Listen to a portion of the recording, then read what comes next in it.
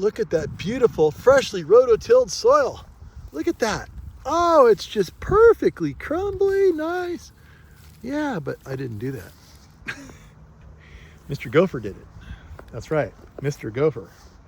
So I'm out on my hill where I grow all my avocados.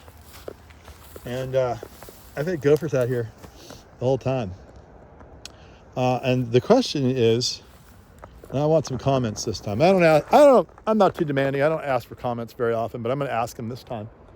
And that is, I want some comments on your experience with gophers and avocado trees, because it's kind of my theory that they don't really go after them. Let's see here. So you can see even the younger trees. You can understand the bigger trees. Maybe they're too big for the gophers to hurt. But even the younger trees, like here's a lamb hass right here. And it's just kind of struggling along. These are dry farmed. It's embarrassing to say. But we're gonna plant a whole bunch of new trees out here this summer. We're gonna put irrigation on all the trees and make the hillside great again. But despite my abuse on all these trees, they still fruit like crazy. Once they get established, they really don't need water or anything for that matter. But they'll be a little bigger, a little happier. Tree will be prettier with water. But I mean, in Northern California, in these conditions on the south face, where you have all these natural forests growing, bay trees and oaks, they seem not to need water. It's not as critical.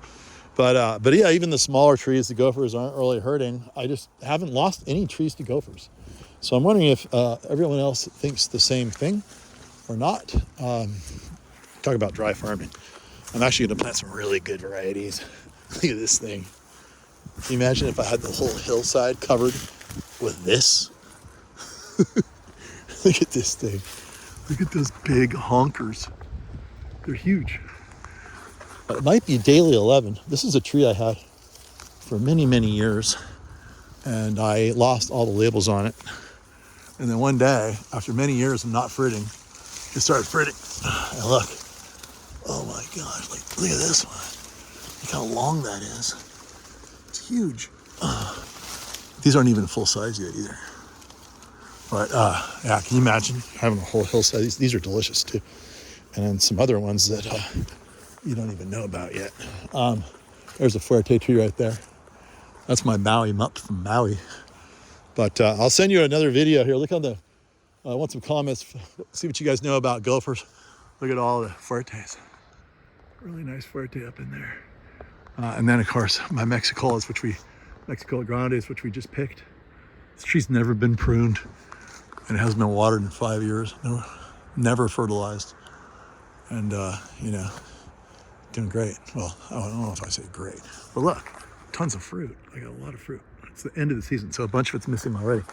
But yeah, I'll put a video in the links or whatever, a video link to, you guys can follow that. Watch this video about my Trent Sanders garden. And you can see his place. There's gopher holes everywhere. And he says he's never lost a tree. So I'm just trying to, look, there's more. Get a consensus. Are these avocados immune to gophers, or am I just lucky? So that's the question. And there we go. Here's another. Look at this crazy tree. I should probably lighten the load on the downhill side because it's just leaning way out there. And but it's got a decent amount of fruit. It's got some fruit. Some fruit. And yeah, hasn't had water in years from a hose or irrigation, just rainfall. And then here's the bacon. A lot of fruit. This would have a lot more fruit, or actually a lot bigger fruit if I watered it, which I don't. Those are rather small, but they're still delicious. And that's it. Let me know about those gophers.